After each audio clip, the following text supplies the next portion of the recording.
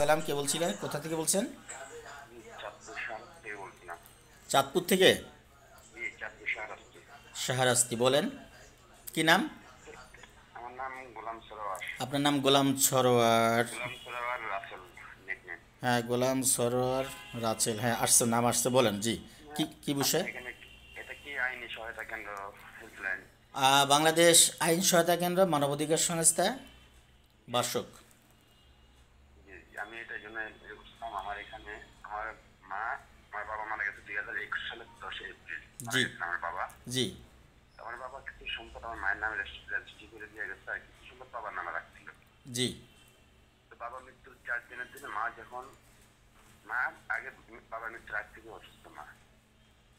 তো এই ভাইজান, আমি আন্তরিকভাবে দুঃখিত যে আপনাকে ফোনে সময় দিতে পারতেছি না। আপনি অফিসে চলে আসেন। আপনি আমাদের অফিস ঠিকানা হচ্ছে পুরানা পল্টন, 5151 রিসোর্সফুল পল্টন সিটি, লিফটে 10।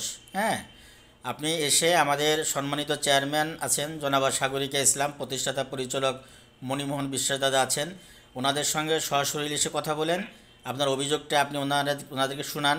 হ্যাঁ, তারপরে যদি আপনি মনে করেন যে আমাদের এখানে অভিযোগ দিবেন, আমাদেরকে নেবেন, তাহলে আমরা সাক্ষাতে বসে কথা বলে আপনার অভিযোগটা নেওয়ার জন্য আমরা চেষ্টা করব। ঠিক আছে ভাই? আচ্ছা, আমার এখানে ইয়ে করা যাবে? আপনার এখানে কোনো খরচপাতি কেমন লাগবে বা কি, আসলে কোনো খরচপাতি কোনো ইয়ে আসছে কিনা? আপনি নিঃসন্দেহে চিন্তা করতে হবে যে আপনি আমার জায়গায়, আপনি আপনার জায়গায় আমি, আপনি আমার কাজ করার জন্য আসবেন, আপনি আপনার পকেটের টাকা খরচ করে কখনই আসবেন না।